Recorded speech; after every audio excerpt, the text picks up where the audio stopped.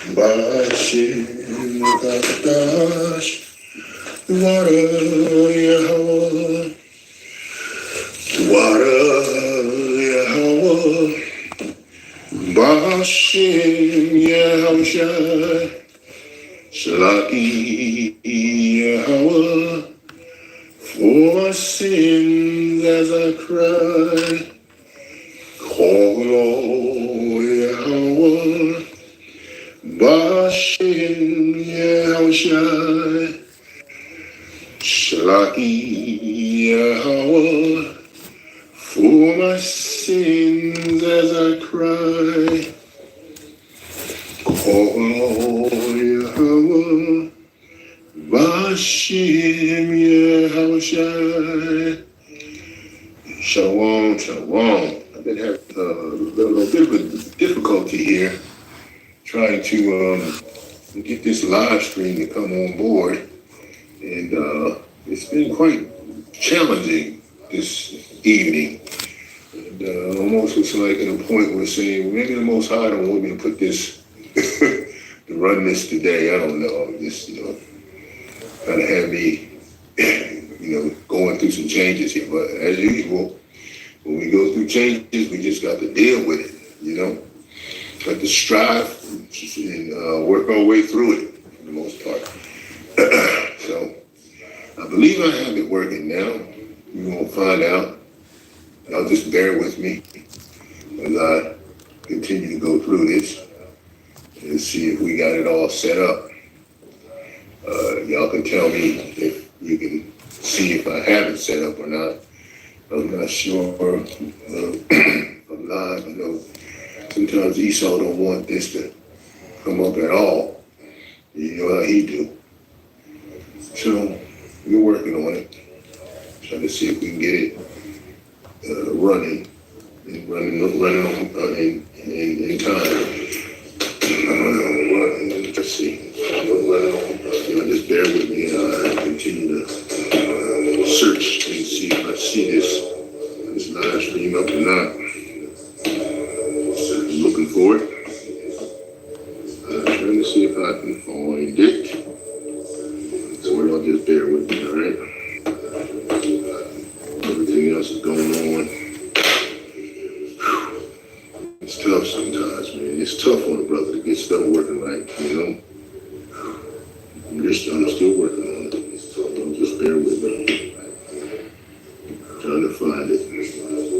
Because see, I can't tell on my camera if I got this up and it's running live or not. For some reason, I'm having this much trouble with it. And can't see it just yet. So just stay with me. I'll let you know if I got it. No, it looks like I might have it. Let me see if I got volume. Looks like I got something here. Okay, yeah, we got it. All right, okay. Shalom. All right, I was struggling with this earlier in terms of trying to get this thing up on the live stream. But finally, Yahawashi is giving me a grace and some blessing in order to get it up. So I appreciate y'all patience in working with me. I know that. Give me a shalaki, give me a second here. I gotta do something real quick. I gotta set up.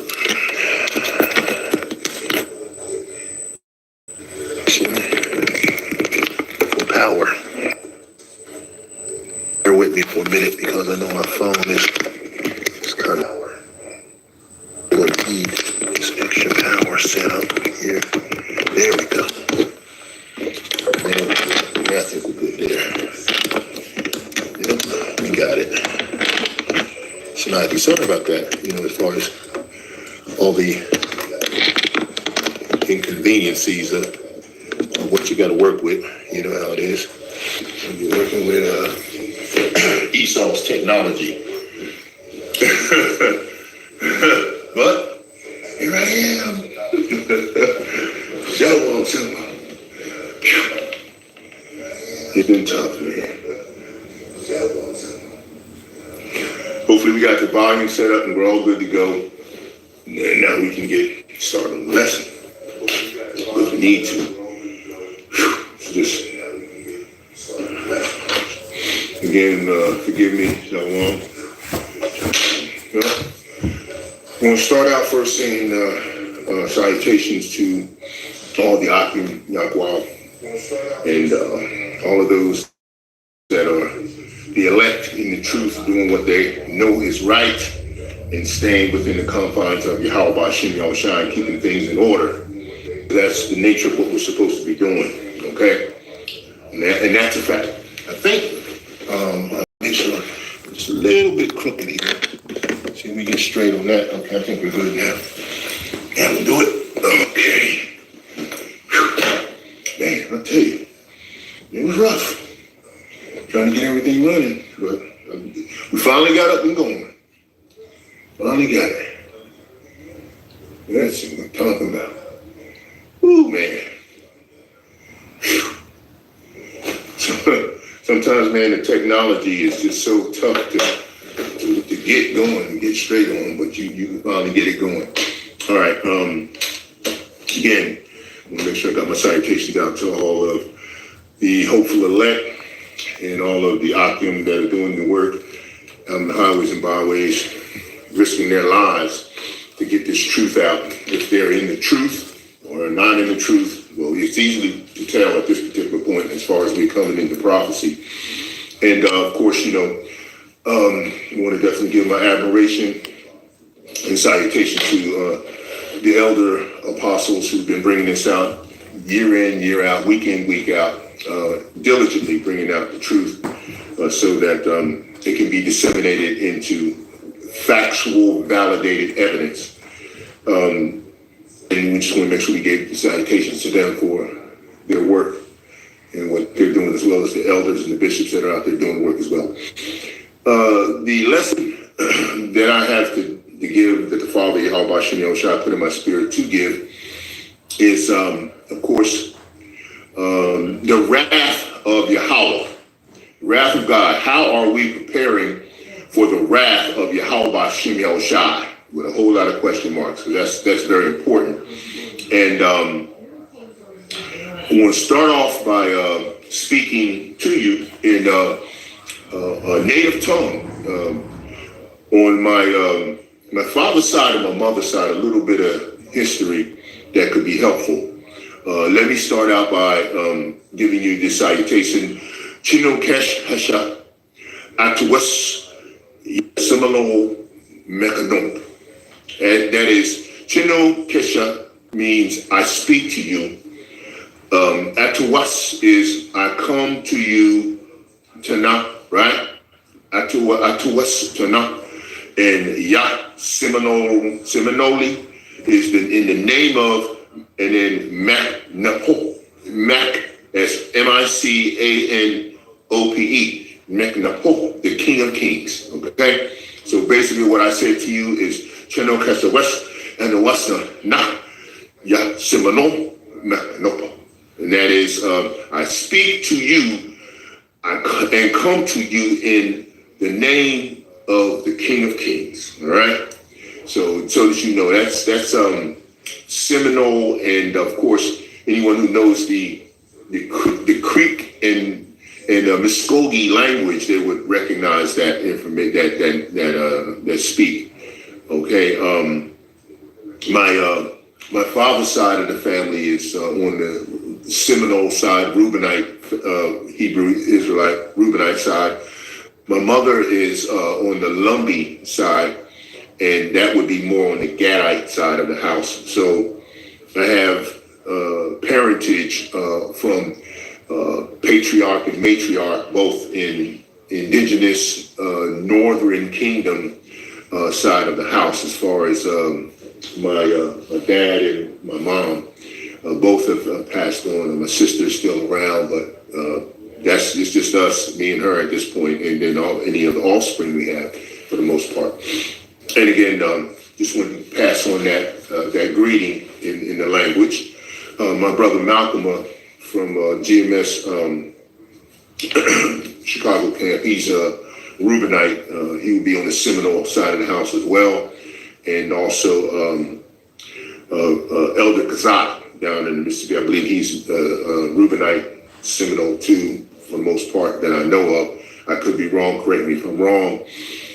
But we're going to get into the lesson. I'm just going to start off and talk about a little bit in terms of commentary, which I think is very important to speak about. We have a lot of what I would call immature spiritual consternation going on at this present time. Let me sit back and talk to you about this for a minute. I've been out of touch for a moment here because of some transitional preparing that we have been us in the Hebrew Israelite truth, I would say, movement here, not seeing the truth but being in the truth. We understand that our Father Yahawashi has given us instruction to prepare for his wrath. And there'll probably be a part two to this lesson in terms of preparing for Yahawashi's wrath, because his wrath can take various different manifold twists to it. There's wrath that he comes down on us as the Hebrew Israelites who are chosen people of his predetermined selection, which everything is predetermined. And then there's wrath on the specific nation and group of Edomites, the Hebrew Edomites. And then there's wrath on the rest of the nations of the world. So his wrath encompasses all of the entire creation. And you notice that when Yahawah pulls wrath down on his creation, one of the lessons that I did in the past was, not too long ago, was that the Most High was going to set all creation against creation, which is that form of the inevitable and higher performance level of Jacob's trouble. If you could still imagine and understand that if Yahawah Yahawashi is going to present Jacob's trouble to the world, the application could very well be. Now, I'm just going off of what the Spirit wells up in me to speak and tell you about. He would put creation against creation in every capacity. And he does speak about this in many different verses and many different precepts throughout the Bible, especially when you talk about in Isaiah, which you can go through a myriad of scenarios where the Most High puts creation against creation. Even the time when they talked to was Isaiah, they told him to go up, bald head, and what have you. And then at that particular time, she-bear came out and tore these children apart. There you have creation at that point in time being set against creation. And we're going to have the same kind of a situation happening right now in reference to the way the Most High is taking us through this cleansing and purification process towards the end. This is what his wrath is. If you can get your mind around that understanding and facet of the fact that the Most High is using his wrath to cleanse and purify the entire process, which is what that prophecy brings forward. And so we have to understand in a mature fashion, this is all of what we're going through because it's predetermined and it's predestinated for it to be in this way and to happen in this way. And so knowing that this is, and realizing this if you don't know it, you're picking up the clues and knowing that this is what Yahawashi is in the process of doing. He is cleansing and purifying us through his prophecies that have to be fulfilled. And his wrath is the process of washing away all of that he has to do to cleanse and purify. So we need to get our minds around this because we're operating in a clueless capacity where we're not picking up the actual unction and the spirit that the Father is giving us in terms of understanding how he's going about this. As I listen to a variety of different lessons from the brethren that come out that are in the truth, I'm not looking at or trying to spend too much time, even though I can observe some of these other organizations and camps that bring things out. You can test the spiritual maturity based on their activities and how much they operate in it seeming like a circle and a cycle of continuous activities that don't seem to change about how they attempt to address each other. And they should realize that the Father is doing all of this. Everything that is happening, every agenda that is being pushed forward and moved is all under the complete control of Yahawashi, Bahasham, Yahawashi. Nothing that's moving or doing anything in creation is not under his control. It's not under his control. In other words, he controls it all at all times. He hasn't set things in motion and then allowed them to just run their course. That's not the way the Father operates. He is always in complete control of absolutely everything. And your spiritual maturity should be able to elevate to that point to understand that. So when we have camps that bring out doctrines of devilment in terms of addressing and attacking each other, the Father has predetermined that this particular process was going to happen in the way that it is happening. It's not anything that they're doing of their own free will. They don't have that kind of power and ability to do it of their own free will. He is controlling absolutely everything that's absolutely happening, and he will also do the same thing when it comes to us going into the new covenant and the new kingdom. There's not going to be anybody that's going to get power and decide and be able to do just anything they want. Everything in heaven right now is being done decently and in order. And the order, even if you see it to be not in line with what you think is order, it is in perfect order in terms of what Yahweh is doing. It doesn't deviate or delineate to be anything different than that. So if you operate under spiritual immaturity and you are distracted by the way the Father is taking down through prophecy his particular creation that he owns and created and is controlling, then what level of understanding do you really have? Once you get to the foundational understanding and you let it be seared and sealed in your understanding in your mind that Yahawah is the anchor of all power and he controls everything through his Son who manages the process with the angels. There is no deviation from that.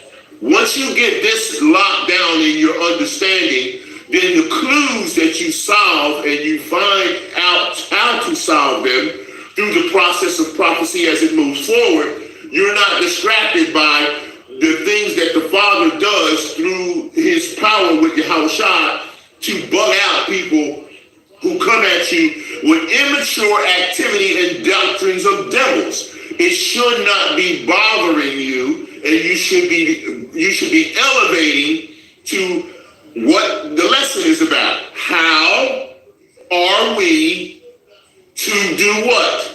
To prepare for the wrath of Yahawashi Bahasham Yahawashi. Preparing for the wrath of Yahawashi Bahasham Yahawashi, of course it takes ability of our time is within the knowledge of the scriptures. Roughly paraphrased, you know what I mean. Knowledge, right? Wisdom and knowledge is the stability of our time. If your stability is being distracted and your knowledge is being distracted by how the Father has predetermined for childish individuals who are not stable as far as double-mindedness, as far as being distracted by carnal activity, if you are distracted by that, you have to check your spiritual maturity in reference to knowing the Father is doing all this. I've said this multiple times through scriptures and multiple times, and I'll continue to keep pushing it because as every time I get a feed that comes over my channel and I see the immaturity of individuals who claim to be in the truth, but they get all upset and they get emotional and they get going back and forth. You see, you gotta understand, if you continue to feed into immaturity and you respond to them, then who are you? Or if you're debating them, then in your debate, whether you debate them online or in person, this is something you shouldn't be even doing. You ignore individuals of this nature. You reprove and move and then leave it alone. So it should take 2 minutes to do what you got to say and then keep it moving. That shows spiritual maturity. That's how you prepare for Bahasham, Yahawashi's wrath, because the brother have been telling you, many have been telling you, multiple people have been telling you over and over again that it's going to get so bad that even the very elect are going to be challenged in reference to their sanity, their spiritual sanity. They're going to be challenged by this because, why? Because you're not picking up the clues and staying diligent to the fact that Yahawah is doing all this at all times from all angles. The individuals that are attacking you with childish activities and things that are not as important as what preparing for his wrath is about, that's what you should be concentrating on. Not on the tomfoolery and the bull crap that they're putting out there to draw you in so they can make money on you, so they can get click on you. When you respond, they continue to make money on their doctrines of devilment. So it's just like okay. When I gave the analogy about the fact that when they told Isaiah, go up thou bald head, and then he's like, okay, put a curse on him. Well, once you put a curse on them, he let Yahawah handle it if Yahawah was deciding to chastise or judge who was antagonizing him, who was providing the antagonization. And then Mother She-Bear came up and tore him all to pieces. So let Yahawah handle it, because he's the one that's setting them up. He's the one that's setting them out there. He's the one that's allowing them and putting them through the process of doing exactly what they're doing.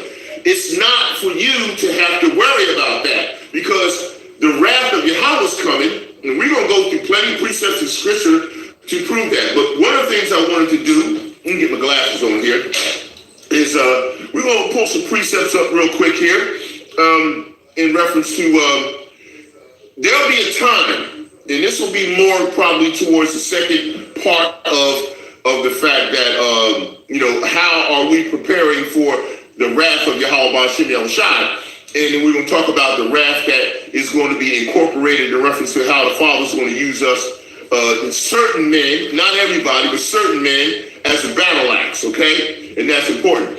But before we go there, let me give you an example of what I'm talking about in terms of how the Most High Bahasham Yahawashi said we're supposed to prepare for his wrath that's coming ahead of time.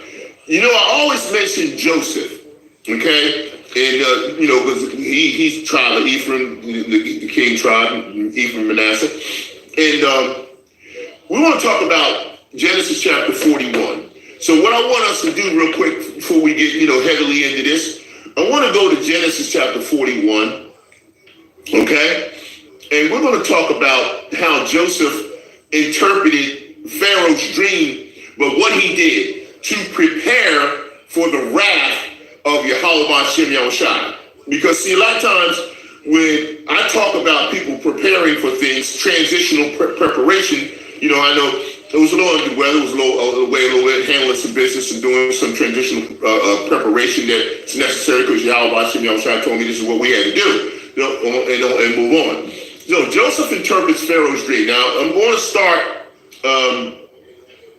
at 14 on Genesis 41, and it says, the Pharaoh sent and called Joseph, and they brought him hastily out of the dungeon, and he shaved himself and changed his raiment and came unto Pharaoh. And Pharaoh said unto Joseph, I have dreamed a dream, and there is none that can interpret it, and I have heard say of thee that thou canst understand dream and to interpret it. And Joseph answered Pharaoh, saying, it is not me. Okay, he said, it is not me. Yahawah shall give Pharaoh an answer of peace And Pharaoh said unto Joseph, in my dream, behold, I stood upon the bank of a river, and behold, there came out of the river 7 kine, fat flesh, and well favored, and they fed in the meadow. Now he's talking about these cows, right? And he says, and behold, 7 other kine came after them, poor and very ill favored, and lean flesh, such as never saw in all the land of Egypt for badness, right? And the lean and the ill-favored kind did eat up the first 7 fat kine, right? 21. And when they had eaten them up, it could not be known that they had eaten them, but they were still ill-favored as at the beginning. So I awoke, okay? I saw in my dream, and behold, 7 ears came up in one stalk full of good, and behold, 7 ears withered, thin, and blasted with the east wind sprung up after them. And the thin ears devoured the 7 good ears, and I told this unto the magicians, but there was none that could declare it to me. And Joseph said unto Pharaoh, the dream of Pharaoh is one. Yahawah hath showed Pharaoh what he is about to do, okay? Right? He said about to do, right? And the 7 good kine are 7 years, and the 7 good ears are 7 years, and the dream is one. And the 7 thin and ill-favored kine that came up after them are 7 years, and 7 empty ears blasted with the east wind shall be 7 years of famine. So this just kind of breaking the seal of understanding here for a minute. The Most High, as I said always, and I always try to tell you this, he does what? Tells you to prepare for his wrath. He told Noah the same thing. He told Joseph the same thing. And he's given another pagan king of Pharaoh a dream that he's showing what is going to happen in terms of what you need to be prepared for. Now, sometimes he gives the dream directly to his elect, and sometimes he gives it to others, like he did with Cyrus, King Cyrus, right? When the children came out of captivity in Babylonia and went back to build the second temple. You gotta start focusing on how Most High operates in terms of his MO, his method of operation.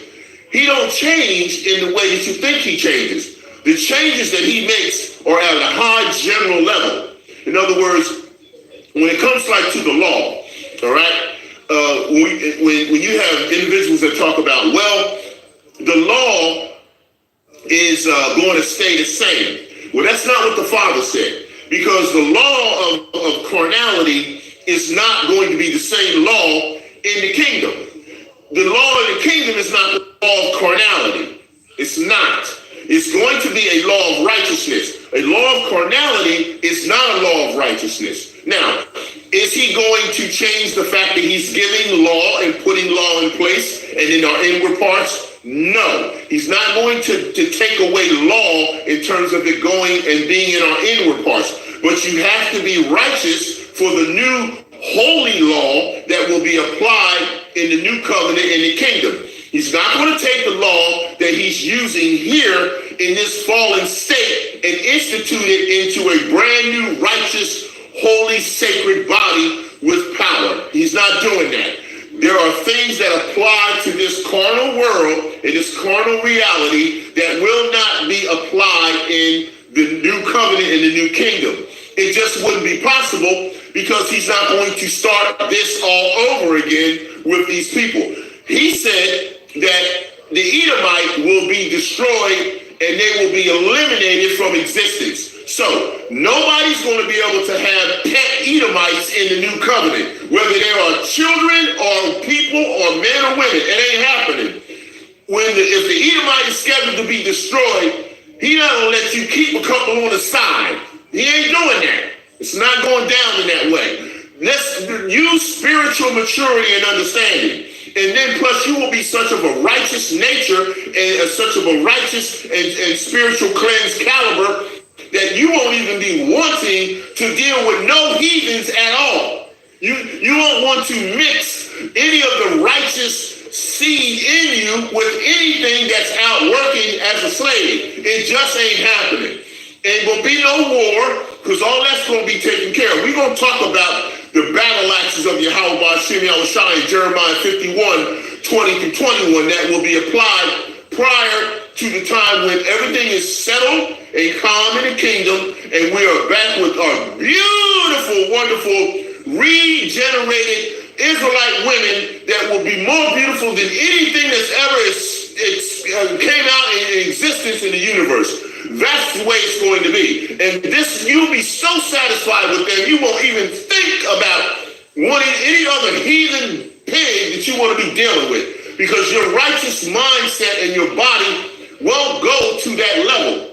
It just won't be necessary, because you'll have everything you want. You won't want anything else of any other heathen at all. You won't want no damn Hamite woman. You won't want no Edomite woman, no Moabite, no Amorite. You won't want any of that. They'll all be slaves, and they'll be stinking dirty to some degree, and you won't want that at all. That's just not what's happening. The righteousness of this world is fallen. It's not going into the new kingdom and the new covenant. You will still have the law.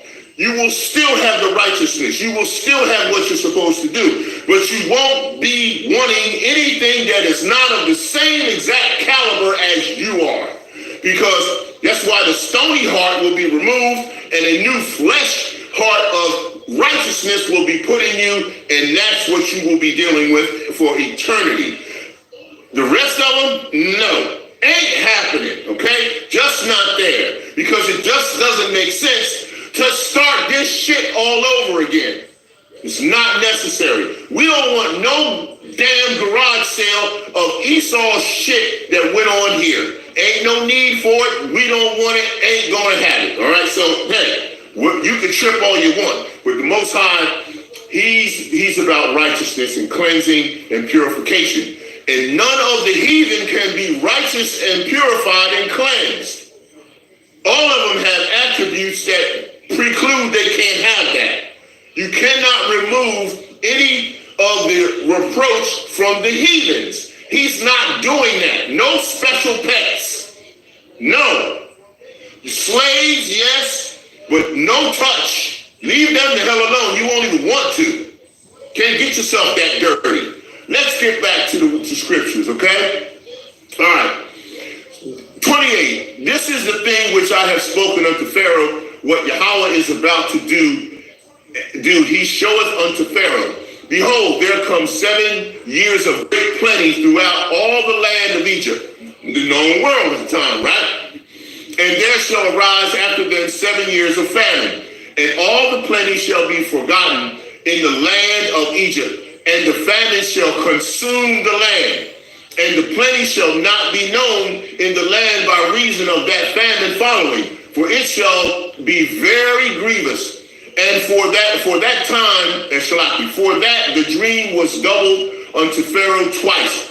It is because the thing is established by Yahawah, and Yahawah will shortly bring it to pass. Now, therefore, let Pharaoh look out a man discreet and wise, and set him over the land of Egypt. Let Pharaoh do this, and let him appoint officers over the land, and take up the 5th part of the land of Egypt in the 7 plenteous years, and let them gather all the food of those good years that come, and lay up corn under the hand of Pharaoh, and let them keep food in the cities. And that food shall be for the store to the land against the 7 years of famine, which shall be in the land of Egypt, that the land perish not through the famine. And the thing was good in the eyes of Pharaoh and in the eyes of all his servants. Now, let's understand something here. Now, you think about it. Joseph was now in the process of rulership to a degree, and he's going to harvest 7 years of crop. Now, first of all, we know 7 is completion, spiritual completion, right? Now, he's going to get 7 years of harvest that have to be done. Now, you can imagine the Egyptians and any Israelites that was in that area at the time, or anyone else that was saying, why is this fool trying to save all this food for 7 years? We need to eat this food right now. This the same kind of mindset the Father put on so many people at this present time. Everyone's saying, hey, we don't want to prepare. We want to do it right now. We need to eat this food that we got right now. We worried about now. We ain't worried about later. We ain't worried about, what's going to happen from here to here. But Joseph was steadfast in the fact that the Father told him through Yahawashi, prepare for my wrath. Okay? So therefore, he's taking, now imagine tilling the ground in the harvest for 7 years. And you're still feeding people, but you're making enough harvest that you're storing all this up. And all these people in Egypt and in the surrounding area saying, what the hell is he doing? Is he crazy? Why is he storing all this food up like this for 7 years? Look how nice the weather is. Look how beautiful things are. Nothing's going to happen. They all say the same thing. Well, they look at the monetary aspects of generation that these demons are doing in terms of they're trying to sell the word. It says give the word freely and sell it not. And what do? They're doing the opposite. Oh, well, we ain't worried about when Yahawashi is going to show up. Yeah, we know, we heard about the end time, but we're still going to monetize everything. We're still going to sell everything. We're still going to debate and complain and bitch about what the Most High is doing to tear everything down. We're going to do all this stuff. So this is what we have saying is similar to what Joseph was doing when he was harvesting 7 years of food for the world for the most part. And they were complaining. They were bitching and moaning, just like people bitching and moaning all across all of Israel, the elect, the very elect. It seems like they're all bitching about something. It just, he said this and she said that. Look, the Most High is doing it. You got a problem with him doing it? Take it up with him. But he's telling me to tell you, he's doing it all. Tell me he's not. Show me anywhere in the scriptures. Pull precepts to say he's not controlling absolutely everything and doing all this to everyone. Bugging everybody out that he's bugging out. Giving knowledge to everyone that he's giving knowledge to. Sustaining and keeping people stable in their mind and making the stability of knowledge there for them. He's doing it all. The left hand, the right hand, and everything in between, he's covering it. What the hell is wrong with y'all spiritual maturity? What is wrong? You know what? I have a member of my family, my Uncle Jerry. He was born mentally retarded, okay? Mother's side, right? Look, he believes that what he's doing at all times is right because that's all he knows from the mental capacity that he has, that he's operating under, that the Most High put him in that condition. Now, why would I argue and fight with him when his mental capacity is limited spiritually and physically? Why would you do that? It makes no sense. We didn't do that. Now, when I was a child and I was dealing with him, I didn't understand his condition. So I did argue with him from time to time. But once I became mature and understood he can't help his condition because it's not under his control, there was no need to argue with him anymore. He's mentally disabled. And these individuals you're dealing with and debating with and going back and forth with, they're mentally disabled. What did Apostle Hart say? He said he said that they're what do they call it? Something sangrata, nama sagrada, whatever you call it, brain freeze. Anyway, this is how you have to look at these people. You have to say they're not someone that you should even associate having in your mindset at all, in any capacity. This is what Joseph did. He ignored all of the people talking to him like he's crazy because he's saving 7 years worth of harvest. You can imagine what he's hearing. Same thing what Noah was going through for 120 years preaching. Okay? All right, so then let's continue reading. And Pharaoh said unto his servants, can we find such a one as this is a man in whom the spirit of Yahawah is, which is Joseph. And Pharaoh said unto Joseph, for as much as Yahawah has showed thee all this, there is none so discreet and wise as thou art. So how discreet and wise are you dealing with individuals that you know are mentally disabled and Most High made them that way? Okay? Think about it. Okay? 40. Thou shalt be over my house, and according unto thy word shall my people be ruled. Only in the throne will I be greater than thou. And Pharaoh said unto Joseph, see, I have set thee over all the land of Egypt. And Pharaoh took off his ring from his hand and put it upon Joseph's hand, and arrayed him in vestures of fine linen, and put a gold chain around his neck. And he made him to ride in the second chariot which he had, and they cried before him, bow the knee, and he made him ruler over all the land of Egypt. That's giving power, right? And Pharaoh said unto Joseph, I am Pharaoh, and without thee shall no man lift up his hand or foot in all the land of Egypt.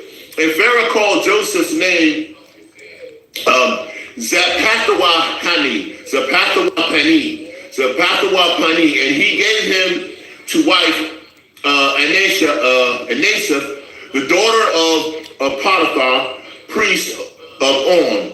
And Joseph went over all the land of Egypt. And Joseph was 30 years old when he stood before Pharaoh, king of Egypt. And Joseph went out from the presence of Pharaoh and went throughout all the land of Egypt. Now this is around 1725 BC to 1728 or 29 BC for Joseph's rulership, right? And in the 7 plenteous years of the earth brought forth by handfuls, 48. And he gathered up all the food of the 7 years which were in the land of Egypt, and laid up the food in the cities. The food of the field which was round about every city laid up in the same. And Joseph gathered corn as the sand of the sea, very much until he left numbering, for it was without number. See, that was a lot. Now, corn, of course, is synonymous with, of course, wealth and feed and growth. You know, as just like when they showed with the cows. We don't get the breakdown of it, but I just wanted to throw that in there. 50, the sons of Joseph, right? And unto Joseph were born 2 sons before the years of famine came, which Asenath, the daughter of Potiphar, priest of On, bare unto him. And Joseph called the name of the firstborn Manasseh, for Yahawashi, said he, hath made me forget all my toil and all my father's house. In the name of the second called he Ephraim, for Yahawashi hath caused me to be fruitful in the land of my affliction. And 53. And the 7 years of plenteous that was in the land Egypt were ended. And the 7 years of Darth began to come according to Joseph, and said, and the Darth was in all lands, but in all the land of Egypt there was bread. So in other words, the famine was everywhere, okay, and throughout the world. So they all had to come to Egypt to buy food and from the famine from Joseph in Egypt, because Joseph did what? Joseph prepared for the wrath of Yahawashi, Bahasham Yahawashi, because he was told to do that, right? And he said in 55, and when all the land of Egypt was famished, the people cried to Pharaoh for bread. And Pharaoh said unto all the Egyptians, go unto Joseph, what he saith to you do. And the famine was over all the face of the earth, all the face of the earth. You hear that? All the face of the earth, right? And Joseph opened all the storehouses and sold unto the Egyptians, and the famine waxed sore in the land of Egypt. And all countries came to Egypt to Joseph to buy corn, because that the famine was so sore in all the land. Now that we're talking about is the wrath of Yahawashi at that time. Now when the Father says that he's going to come with his wrath and pour it out on you, why would you not pay attention to that and then follow suit and deal what he said he's going to do? All right. So, you know, one of the things that I'm going to do, I'm going to bring you the precepts. Always want to prove that the Father is coming with his wrath, but he always tells you ahead of time that you need to prepare for his wrath. And that's what's important. So where I want to go now is I want to go to the book of Joel. And I'm gonna be going through some precepts, so stay with me, okay? And I'm going to chapter 2. And I'm going to read verses 1 and 2, maybe a little more, but we're going right there. All right, this is the terrible visitation. This is the wrath of Yahawashi. Blow the trumpet in Zion and sound the alarm in my holy mountain. Let all the inhabitants of the land tremble, for the day of Yahawah cometh. This is the day of the Lord, for it is near, nigh at hand. A day of darkness and of gloominess, and a day of cloud and thick darkness, as the morning spread upon the mountains. A great people and a strong. There hath not been ever the like. Neither shall be any more after it, even to the years of many generations. Okay? Now, before I read a little bit more, I want to say this. You can clearly see that Yahawaah is bringing his wrath on the world, and he's touching the heathen. Look at what's happening with the weather conditions and what he's done. And then he's got more. If you check the weather, we got some more coming across again, and then there's many more behind that. This is a form of his wrath, where he's telling you ahead of time, if I'm doing this and I'm washing away all the wickedness and cleansing it out and getting it out of certain areas, I'm going to continue to do this, and no one's going to stop it. And if you don't understand predestinated processes that are fulfilling prophecy, then you get washed away with this as well. This is what happens. You're going to get washed away too. Right? So you need to understand that. 3, a fire devoureth before them, and behind them a flame burneth. The land is as the Garden of Eden before them, and behind them a desolate wilderness, yea, and nothing shall escape them. See, the Most High is letting you know, nobody's getting away. Everybody's going to be touched with this cup to a degree. So you might as well get ready, because that's what's happening. And the only way you're going to be able to escape this is if he's predestinated you to do so. If he didn't predestinate you to escape, you're not going to escape this. But how much of the cup do you plan to consume? Do you want a sip? Do you want a swallow? Do you want a gulp, a big gulp? But you're going to taste some of it, because as long as you're in the flesh, you are going to have an experience with this cup of wrath that's going to be poured out. You're not going to escape that. Okay? And let's go to Psalms. I'm going to go to Psalms. I'm going to start at 7, like Psalm 7:11, so go with me. Psalms 7:11, right? Okay. All right.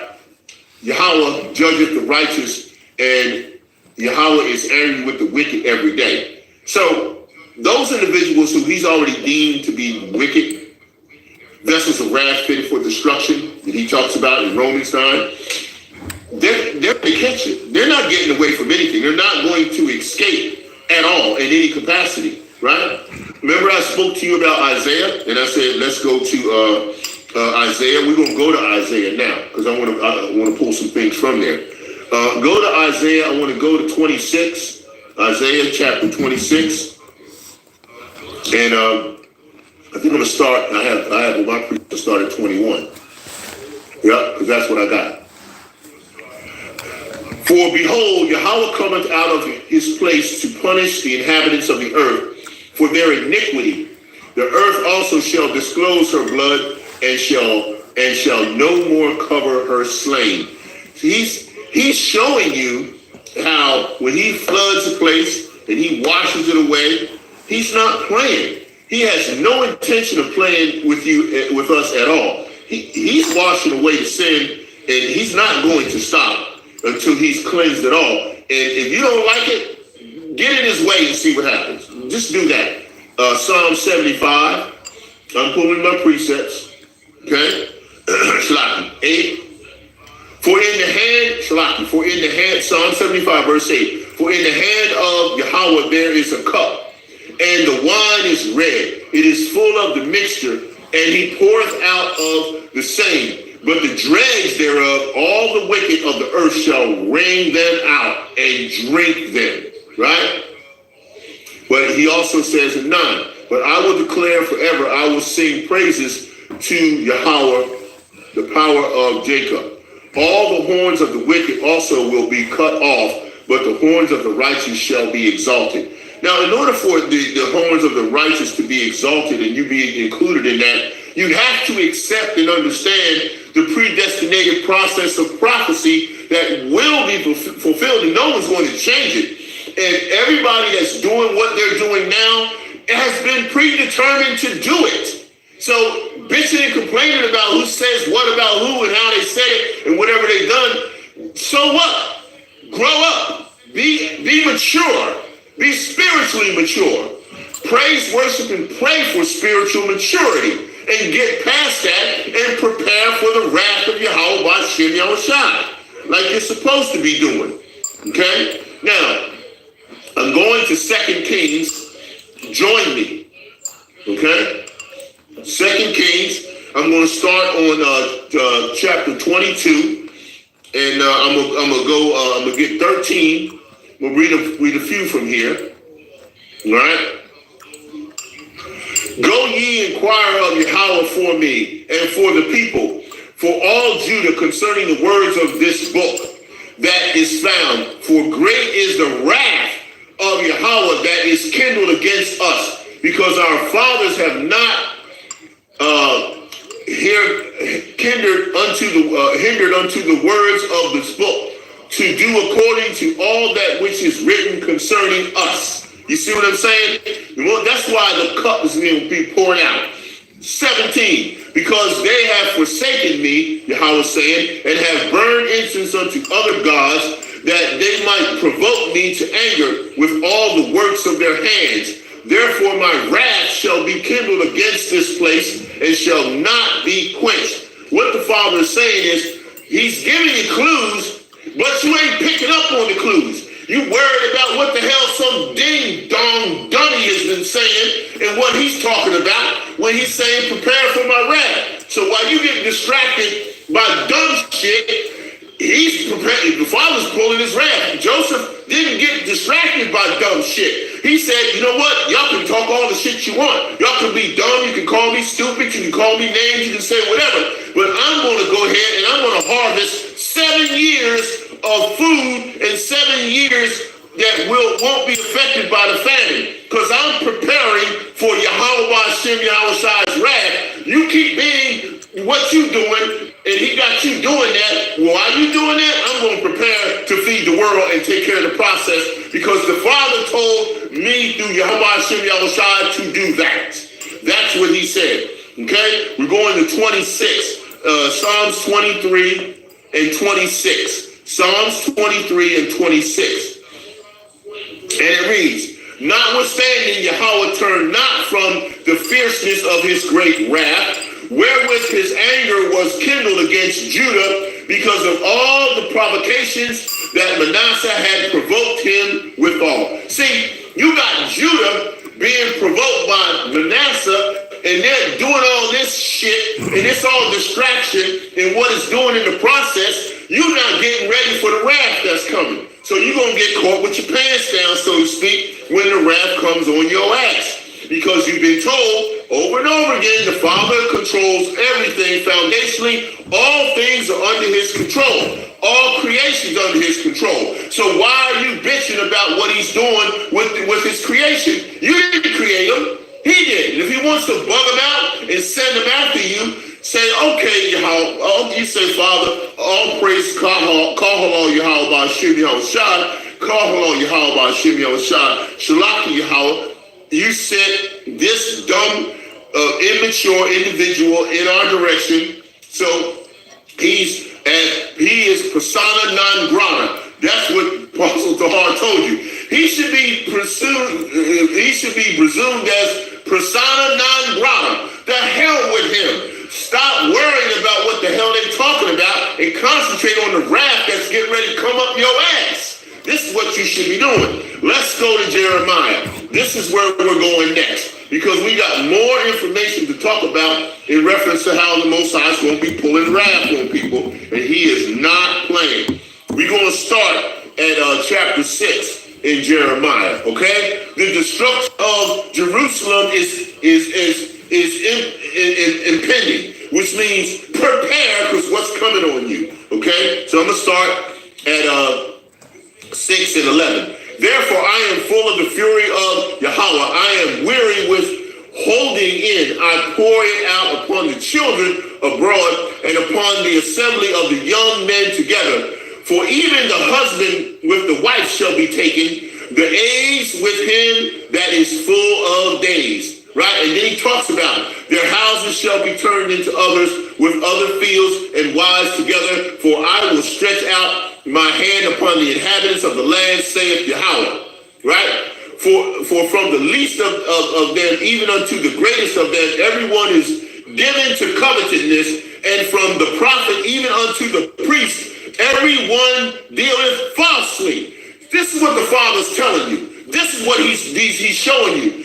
He's controlling all this, and y'all not picking up the clues to be operating like mature spiritual men in the Lord. What the hell is wrong? You can't understand he controls all this at all times, even every little inkling of it. He is the Father of creation. He has everything under his control. Yahawashi is under his control. All the angels under his control. Everything's being done decently and in order. What the is wrong with you? You can't even keep your own shit going decently in order. Every minute you somebody said something to hurt my feelings. Grow the fuck up.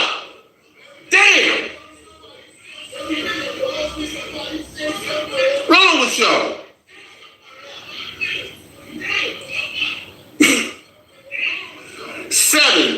Jeremiah chapter 7 and 20.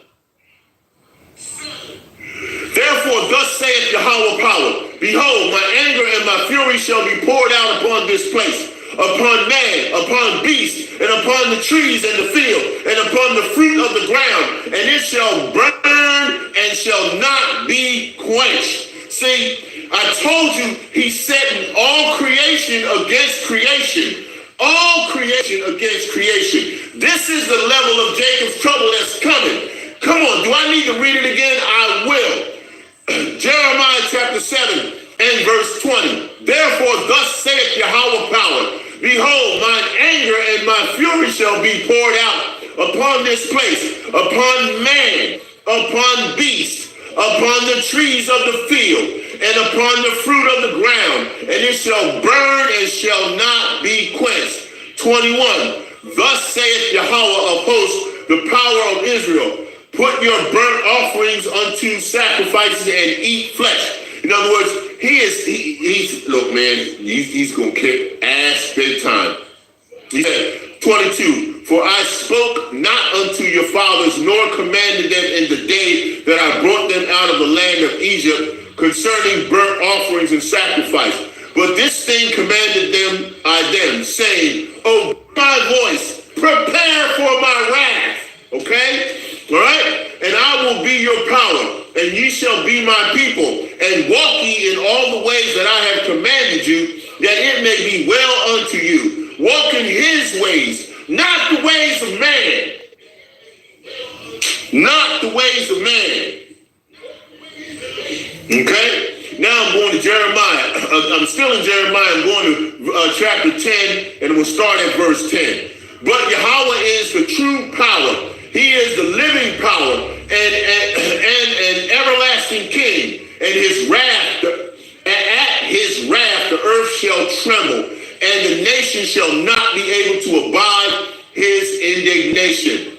Right? Thus saith 11. Thus shall ye say unto them, the gods that have not made the heavens and the earth, even they shall perish from the earth and from under these heavens. He hath made the earth by his power. He hath established the world by his wisdom, and hath stretched out the heavens by his discretion. Right? When he uttereth his voice, there is a multitude of waters in the heavens, and he causeth the vapors to ascend from the ends of the earth. He maketh lightnings with rain, and bringeth forth the wind out of his treasures. This is why he's bringing all this stuff to the world and to the floods and everything else. He's trying to show you, I'm doing this now, but I'm coming with more. Are you going to prepare for it, or are you going to perish? What you going to do? Better make up your damn mind. right? He's coming with the whirlwind. That's what tornadoes and hurricanes are. Let's talk about it. Let's go there. Let's go to Jeremiah 23. Let's go to 23. Let's bring it out. 23, and we're going to start at 19. 23 and 19. Behold, the whirlwind of Yahawah is going forth in fury, even a grievous whirlwind. It shall fall grievously upon the head of the wicked. Right? The anger of Yahawah shall not return until he have executed, until he have performed the thoughts of his heart. In the latter days ye shall consider it perfectly. You in the latter days right now. You need to be considering this, and you're not, because you keep bitching about other stuff that he's doing with people that he sends out to be bug outs. Hey, which is it going to be? Okay? Which is it going to be? All right? Stay in Jeremiah. We're going to Jeremiah, and I'm going to chapter 30. Wait a minute, yeah, because I did 23. No, Jeremiah, what did I do, 50? No, Shalaki. I'm going to Jeremiah 25. I got a precept there in 15. And it reads, for thus saith Yahawah, power of Israel unto me, take the wine cup of his fury at my hand, and cause all the nations to whom I send thee to drink it. Okay? 16. And they shall drink and be moved and be mad because of the sword that I will send among them. Then took I the cup of Yahweh's hand and made all the nations to drink unto whom Yahweh had sent me. Right? To wit, Jerusalem, the cities of Judah, and the kings thereof, and the princes thereof, to make them a desolation and an astonishment, and hissing, and a curse, as it is this day. You see, as it is this day. Most High ain't playing, okay? Now we go into Jeremiah chapter 30. Okay? Go to Jeremiah chapter 30, and I got 23, and it reads, behold, the whirlwind of Yahawah goeth forth with fury, a continuing whirlwind, and it shall fall upon with pain upon the head of the wicked. You see the continuing. First you had Helene, now you had Milton, and now you got something else coming. He said it's going to be continuous. You notice none of them prepared, and look what happened. And you're still in preparing, and it's still coming, more coming. 24. The fierce anger of Yahawah shall not return until he have done it, and until he have performed the intent of his heart. In the latter days ye shall consider it. And this is where we are in the latter days. Now we're going to Jeremiah. I told you it's going to be in Jeremiah for a minute. 44. And we're going to get 49 and 50, so get ready. Jeremiah 44 and 8. And it reads, in that ye provoke me unto wrath with the works of your hands, burning incense unto other gods in the land of Egypt, whether ye be gone to dwell, that ye might cut yourselves off, and that ye might be a curse and a reproach among all the nations of the earth. Right? Have ye forgotten the wickedness of your fathers, and the wickedness of the kings of Judah, and the wickedness of their wives, and your own wickedness, and the wickedness of your wives which they have committed in the land of Judah and in the streets of Jerusalem? See, you're supposed to be dealing with the statutes of the Father in terms of how his law is supposed to be laid out, and follow the ones that you can. Judges chapter 5:11, practicing the righteous acts. But instead, what are we doing? Bitching and moaning about how the Most High is sending bug outs out to draw you away and distract you from what you're supposed to be preparing for. What the hell is going on? Why are you like that? Okay, now we're going to 49. Jeremiah 49 and verse 12. Go over to 49 and 12. For thus saith Yahawah, behold, for thus saith Yahawah, behold, they whose judgment was not to drink of the cup have assuredly drunken. And art thou he that shall altogether go unpunished? Question. Thou shalt not go unpunished, but thou shalt surely drink of it. 13. For I have sworn by myself, saith Yahawah, that Basra shall become a desolation, a reproach, a waste, and a curse, and all the cities thereof shall be perpetual waste. He talks about this in Ezekiel chapter 38, all down through 39, about what's happening to Basra. He said, I had heard a rumor from Yahawaah, and an ambassador is sent unto the heathen, saying, gather ye together and come against her and rise up to the battle. Right? For lo, I will make thee small among the heathen and despised among men. Right? Now, I'm going to 50. So go over to Jeremiah 50 and 13. And it reads, because of the wrath of Yahawaah it shall not be inhabited, but it shall be wholly desolate. Everyone that goeth by Babylon shall be astonished and hiss at all her plagues. Put yourselves in array against Babylon round about. All ye that bend the bow, shoot at her. Spare no arrows, for she hath sinned against Yahweh. And this is what the nuclear arrows are coming. You can't get away unless you get in a chariot ride. You're going to be melted, just like the rest of them that's going to be there. It's how it's going to go down. Most High is not playing. He's forming his wrath, and he's going to be using his men to fulfill this wrath as well. We're going to talk about that in a minute. We're going to finish up. We're going to go to Revelation, because we got to go to Revelation. I got to tap some New Testament on you. No, I am. So we're going to Revelation, and we're going to go to chapter 6 to start. Revelation chapter 6 and 10. And it reads, and they cried with a loud voice, saying, how long, O Lord, holy and true, dost thou not judge and avenge our blood on them that dwell on the earth? Right? Now, this is talking about the fact, well, listen, the Apostle Paul was telling you, there's nobody floating around in hell, and no one's dormant.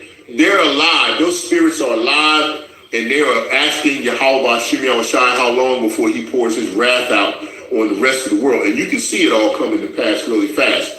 So the question still remains, how are you, and we preparing for the wrath of Yahawah, Bahasham Yahawashi? The wrath of God. How are you preparing for that? Now, what the brothers are doing as far as teaching and preaching and bringing out the truth in the word and prophesying, that's a part of the preparation, but that's not the complete preparation. Joseph, he was given the knowledge to tell them what was coming. He prophesied that once he interpreted the dream. Noah, he prophesied it as he interpreted what the Father gave him as well. That was done. But they also had to prepare. They had to prepare a way, a vessel, a way to do what's necessary to navigate the path, the straight path, through the straight gate, and not the wide path. See, okay, the Father's balance. You got the scales, right? You got the two scales of balance. All right. The left hand side of the Father, the right hand side of the Father in the scale. But let's pay attention to something that you probably didn't notice or consider. The center of that balance is the straight gate. The Father gives you the unction and the deja vu and the clues to navigate through the balance of the righteous and the unrighteous, the wrath and the blessings, and you have to go through the straight gate. Now, it's not easy to make that straight gate move, but he's giving you the clues to be able to do so. So, how good of a clue finder are you? How good of a clue solver are you? Are you using your time and wasting your time being distracted by the things that the Father's doing to move his prophetic timeline forward, which cannot be stopped and won't be stopped by anyone? Are you navigating between the left and the right balance that the Father is implementing by solving the clues to move forward? Are you doing that? Can you honestly say that you are? Revelation chapter 6 and 10. And they cried with a loud voice, saying, How long? How long is it going to take for you to understand that the clue solving gets us through prophecy faster into fulfillment of what the Father has for us? How long? Loud voice. How long, O Yahawah, holy and true, dost thou not judge and avenge our blood on them that dwell on the earth? And of course, white robes were given unto every one of them. And it was said unto them that they should rest yet for a little season until their fellow servants also and their brethren that should be killed as they were should be fulfilled. Now, whatever our destiny is to go through this process, we cannot stop it. If the Father has predestined me to be killed in a manner that he's selected, I can't stop it. And why would I want to? If I'm going to follow him, I'm going to follow him. Praise, worship, and pray he gives me the strength to be able to fulfill and go through it, and quickly, if that's what it is.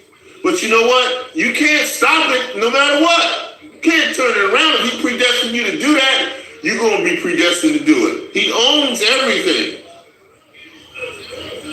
I'm going to Revelation 14 and 10. Most of you already know this. You probably go through it a lot when you do your lessons. The same shall drink of the wine of the wrath of Yahawah, which is poured out without mixture into the cup of his indignation, and he shall be tormented with the fire of brimstone in the presence of the holy angels and in the presence of the Lamb. So you can see when the chariots roll in and everything's going nuclear, and the chariots are blazing and hitting everyone with fire from the lasers, the cup of wrath is going to be easily obtained by many people in many ways. Go down to 14. And I looked, and behold, a white cloud, and upon the cloud one sat like unto the Son of Man. There's your chariot, having on his head a golden crown, and in his hand a sharp sickle, right? And you know what he's getting ready to do with that. He's getting ready to slice and dice and chop up some beasts, whether they are select of the 2/3 or selected and pre-selected of all the rest of the nations. They're going to deal with it because he's bringing his battle axe. Where are they at? We get ready to go talk about it right here in Jeremiah. As I told you, I haven't forgot. Most High put it on my spirit. We're going to continue to go forward, and we're going to go in that realm. Because it's important to understand that the Most High he's going to use some of us as a threshing. We're going to talk about a threshing weapon also in Isaiah 41. But we're going to go start in Jeremiah 51 first. So go to Jeremiah chapter 51, okay? And we're going down to 20. Start at 20. Thou art my battle axe, right? And weapons of war. For with thee will I break in pieces the nations, and with thee will I destroy kingdoms. And with thee will I break in pieces the horses and the rider, and with thee will I break in pieces the chariot and his rider, right? Most High is telling you, he said, with thee also will I break in pieces man and woman, and with thee will I break in pieces old and young, and with thee will I break in pieces the young man and the maid. And I will also break in pieces with thee the shepherd and his flock, and with thee will I break in pieces the husbandman and his yoke of oxen, and with thee will I break in pieces captains and rulers. And I will render unto Babylon and to all the inhabitants of the Chaldee all their evil that they have done to Zion in your sight, saith Yahawah. Okay? course, you need to read the rest of that when he talks about 25. I am against thee, O destroying mountain, that saith Yahawah, which destroyeth all the earth, and I will stretch out mine hand upon thee and roll thee down from the rocks and will make thee a burnt mountain. The Most High, see, when you talk about mountains, he's talking about nations. And this is what he has planned. And he's not going to turn around and turn from it. Let me see here. I want to go to, let's see if I can get it. Shalaki, give me a second here.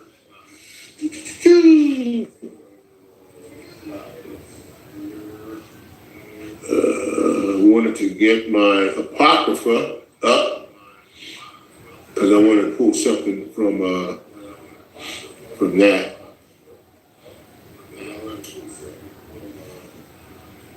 Where is it?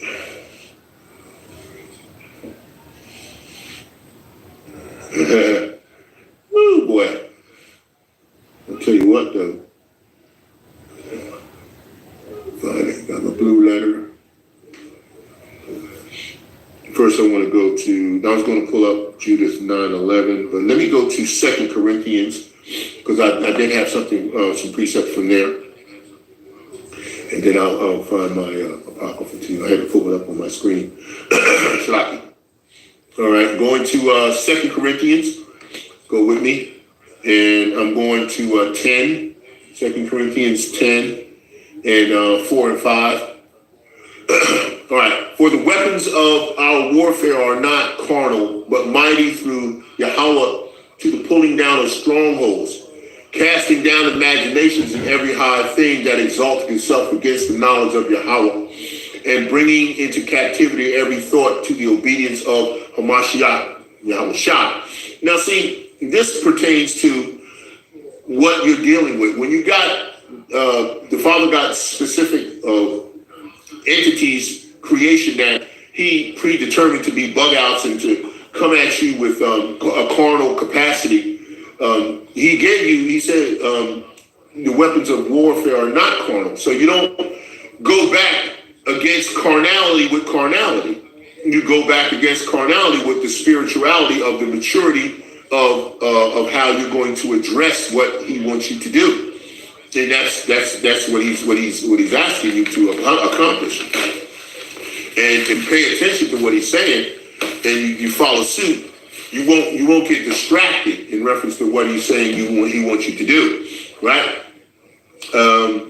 What else did I have?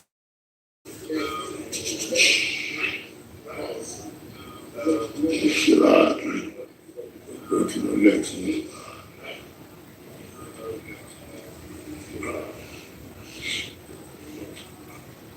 Okay.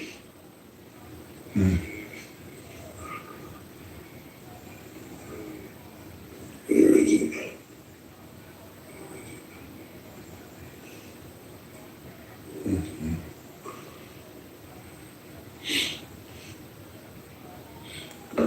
King James Apocrypha.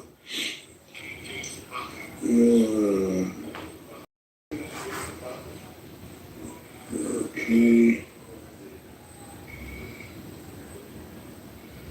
What my King James Apocrypha? Okay. Esau, that's what will take long.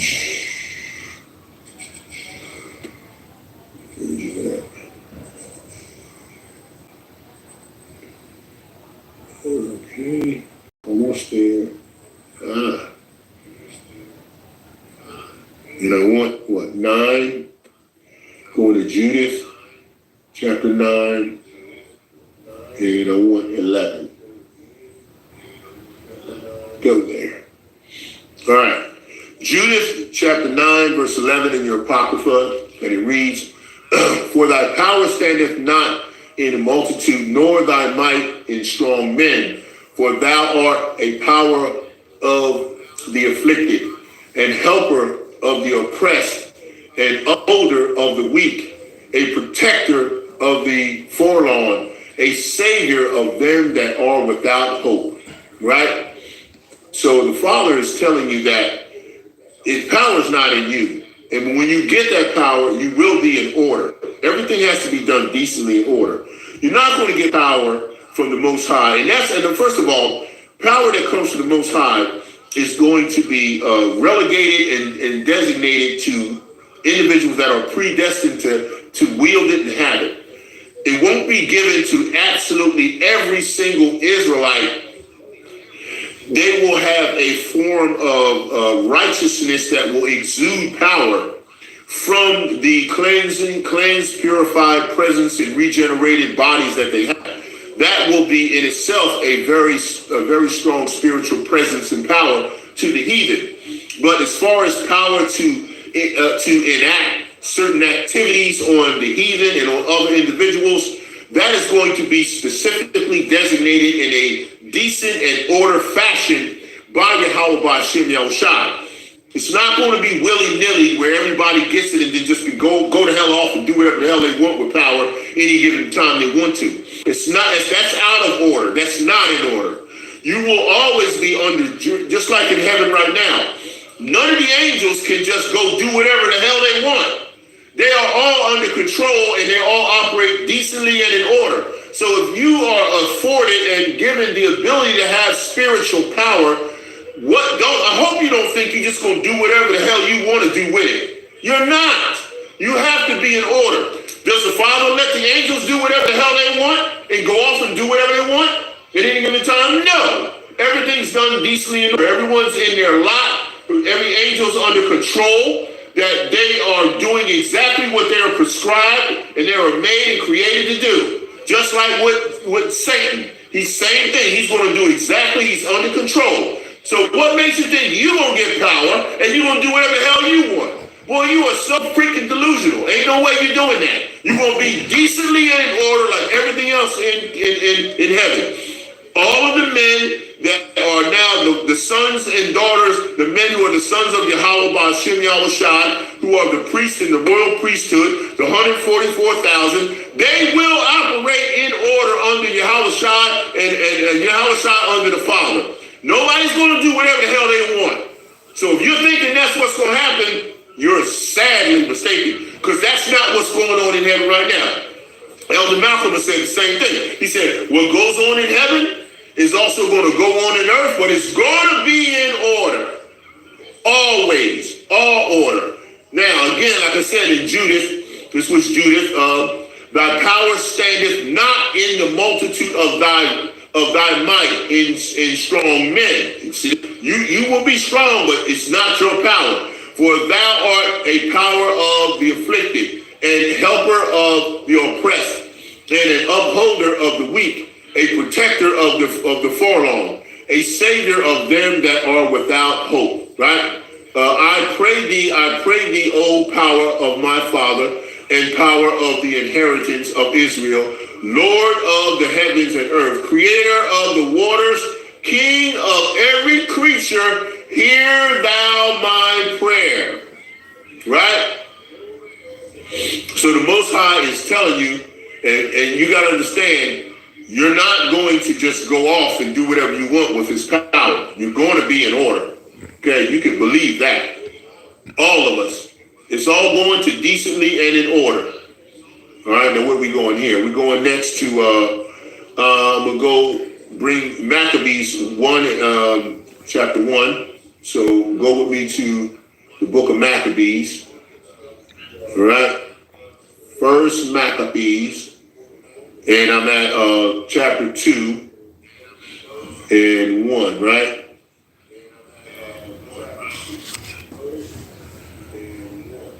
Gonna read a little bit here. First Maccabees chapter 2 and 1, it says, in those days arose Matthias, the son of John, the son of Simeon, a priest of the son of Joab from Jerusalem, and dwelt in Modin.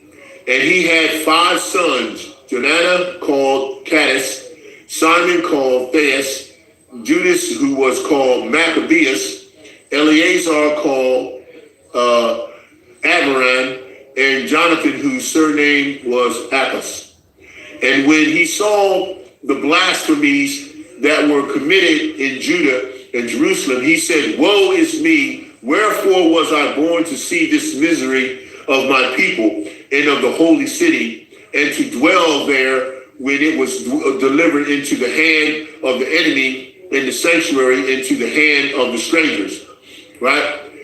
Her temple is become as a man without glory. Her glorious vessels are carried away into captivity, and her infants are slain in the streets, her young men with the sword of the enemy.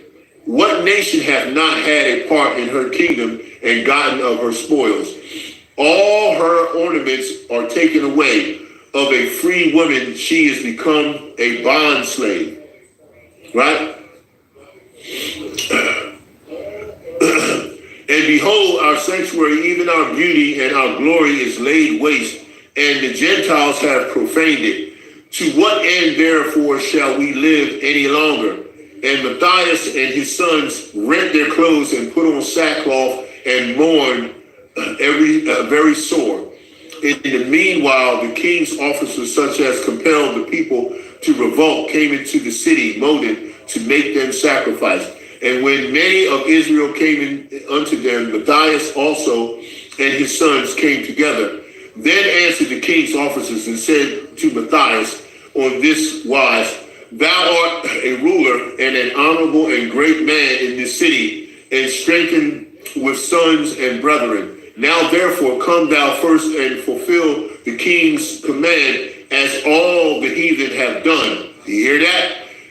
Yea, and the men of Judah also, and such as remain at Jerusalem, so shalt thou try thy house to be in the number of the king's friends, and thou and thy children shall be honored with silver and gold and many rewards. And Matthias answered and spake with a loud voice, though all the nations that are under the king's domain obey him, fall away every one from the religion of their fathers, and give consent to the commandments. Yet will I and my sons and my brethren walk in the covenant of our fathers.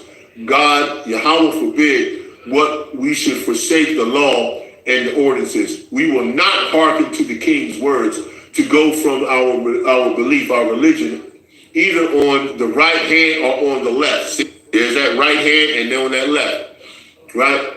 Now, when he had speaking those words, there came one of the Israelites of the Hebrews, and the sight of all the sacrifice on the altar which was at Modin, according to the king's commandment, which thing when Matthias saw, he was inflamed with zeal, and his reins trembled. Neither could he forbear to show his anger according to judgment.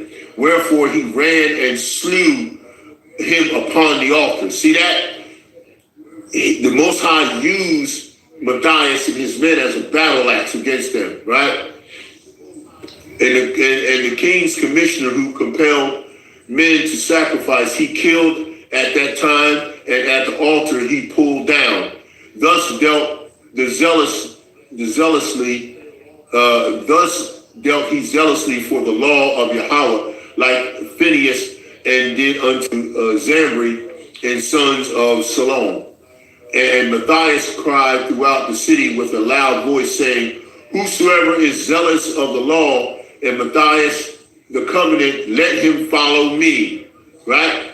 So this is where I was saying that at some point, the Most High Bahasham Yahawashi will be using his men as a battle axe. And when he does that, he's going to be tearing things up, and I mean tearing them up. Now we're going back to my blue letter, and we're going now to Zacharias. I'm going to go to Zechariah chapter 6. So join me at Zechariah chapter 6. Well, I'm so thankful. I'm praising Yahweh Yahawashi that he finally let me get this this thing straight as far as this lesson goes, because it was getting a little frustrating, but I was going to hang in there until the Father had me do it. If he wasn't going to let me do it, he wasn't going to let me do it. But if he was like, yo, you're going to get this out, you're going to get this out. Because spiritual maturity is waxing very worse in at the end time here. And my brethren and the selected elected, they're not picking up on the clues that the Father's putting out in terms of saying, look, I'm doing all this stuff because I have to wash away all of this wickedness. And anybody that is not distracted is going to know that they don't have to get washed away with it. They can go through the straight gate and they can make it just fine. Okay, first we're going to go with the fact that the Most High is going to bring chariots. He got chariots coming for protection and he got chariots coming for punishment. And we have to know the difference between the two. First, let's talk about the chariots that come between the mountains, right? We're going to go Zechariah chapter 6 and we're going to start at the top. And I turned and lifted up my eyes and I looked and behold, there came 4 chariots out of between 2 mountains. And the mountains were mountains of brass, right? Between these nations, right? And in the first chariot were red horses. And in the second chariot were black horses. And in the third chariot were white horses. And in the fourth chariot, glimpse of a bay horse. Reminds you of the 4 horsemen of the apocalypse, right? Then I answered and I said unto the angel that talked with me, what are these, my Lord? And the angel answered and said unto me, Yahawashi, these are the 4 spirits of the heavens which go forth from the standing before the Lord of all the earth. The black horse which are where therein go forth into the north country, right?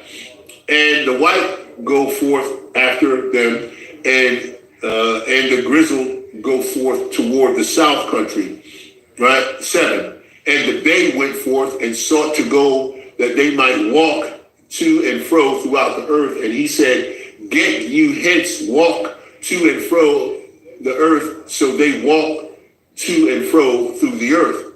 Then cried upon me and spake unto me, saying, behold, these that go toward the north country have quieted my spirit in the north country. And the word of Yahweh came unto me, saying, take of them of the captivity, even of Heliah and Tobiah and to Jedediah and which are come from Babylon, and come thou the same day and go into the house of Josiah the son of Zephaniah. Right? So next we're talking about the symbolic crowns that take place at that point. Now, I'm going to go from here to Revelation to pull some of this together as far as the chariots that come between 2 mountains as well, right? We'll get down to 2 Kings for that. But first we're going to Revelation, because this is one of the precepts that come in between that the Yahawashi is going to show up and kick dragon and take names. Revelation 19, okay? You gotta go precept upon precept, right? Line upon line, here a little, there a little. Revelation 19 and 15. And out of his mouth goeth forth a sharp sword, that with it he should smite the nations, and he shall rule them with a rod of iron, and he treadeth the winepress of his fierceness of the wrath of Almighty Yahawah. You see what I'm saying? So Yahweh's wrath is continual, and nothing's going to stop it. Not even Yahawashi. He's coming to perform it. And that's what we need to understand. Okay, now we're going to go to, like I said, to 2 Kings. So go with me to 2 Kings. We're getting close to wrapping it up, because I know y'all probably sick of me, but I don't give a shit, because I'm going to bring the word out anyway, whether you like it or not. And if you don't like the lesson, take it up with the Most High Yahawah Shimmy Shot. That's what I got to say about it. Chapter 6 and 2 Kings, okay? And we're going, I guess I'll start at 17 is what I got, right? Yeah.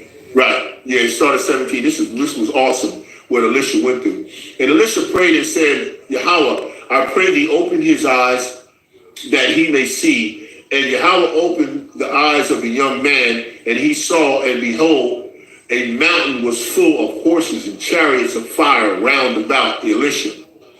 And when they came down to him, Elisha prayed unto Yahweh and said, smite this people, I pray thee, with blindness. And he smote them with blindness according to the word of Elisha. And Elisha said unto them, this is not the way, neither is this the city. Follow me, and I will bring you to the man who ye seek. But he led them to Samaria. And it came to pass when they were come to Samaria that Elisha said, Yahweh, open the eyes of these men that they may see, and that Yahweh opened their eyes that they saw, and behold, they were in the midst of Samaria. See, the Most High is giving you clues that you need to solve, and your eyes can be opened, and you'll have that eye salve that Apostle Ramlam always talks about. And when your eyes are open and you have that eye salve and you can understand and see, the Father takes you to that place where you can be prepared and you can get prepared. And that's what it's about. That's what Elisha did. He was prepared to ask Yahawashi Bahasham Yahawashi to show the chariots of fire that were going to be protecting what they had to accomplish. And that was what's important. Now we're going to Isaiah to wrap up things, and we're going to Isaiah chapter 41. So go with me to Isaiah chapter 41. And we're going to start, he said 15, so I got to go at 15. Isaiah chapter 41 and chapter 41 and 15. Behold, I will make thee a new sharp threshing instrument, having teeth, that thou shalt thresh the mountains and beat them small, and shall make the hills as chaff. Hear this? 16, thou shalt fan them, and the wind shall carry them away, and the whirlwind shall scatter them, and thou shalt rejoice in Yahawashi, and shall glory in the Holy One of Israel. Right? So this is what the Father was having me bring forth, was the lesson on the understanding of the fact that the wrath of Yahawashi is from beginning to end, and it's not going to go away. It's coming, and it's coming for all of those that He has deemed this to happen to, and primarily Edom. Right? Isaiah 63. Who is this that cometh from Edom with dyed garments from Basra? This is a glory. This that is glorious in his apparel, traveling in the greatness of his strength. I speak in righteousness, mighty to save. Wherefore, right? Think about it. Wherefore art thou red in thine apparel, and thy garments like that treadeth in the wine fat? I have trodden the wine alone. This is Yahawashi, and of all the people there was none with me, for I will tread them in my anger and trample them in my fury. He's doing this for the Father. And their blood shall be sprinkled upon my garments, and I will stain all my garment. For the day of vengeance is in mine heart, and the year of my redeemed is come. And I looked, and there was none to help, and I wondered that there was none to uphold. Therefore mine own arm brought salvation unto me, and my fury it upon me. 6. And I will tread down the people in my anger, and make them drunk in my fury, and I will bring down their strength to the earth. Right? I will mention the loving kindness of Yahawashi and the praises of Yahawashi according to all that Yahawashi hath bestowed on us, and the great goodness toward the house of Israel, which he hath bestowed on them according to his mercies and according to the multitude of his loving kindness. See, this is going to also go into a second half when I talk about the Most High's wrath to bring forth the blessings through his wrath when he takes down the rest of the nations and raises Israel up. And we talk about Jeremiah 31 and then 31 through 34, and how he's going to bring us back. For he saith, surely they are my people, children that will not lie. So he was their savior, right? Call on Yahawashi, Bahasham, Yahawashi, Bahasham, Rukakudas, Wada Yahawashi, Wada Yahawashi, Bahasham, Yahawashi, Shalaki Yahawashi, for your mercy as I cry. Call on Yahawashi, Bahasham, Yahawashi. I'm getting ready to continue to prepare for all you guys. Call on Yahawah, Bahasham, Yahawashi.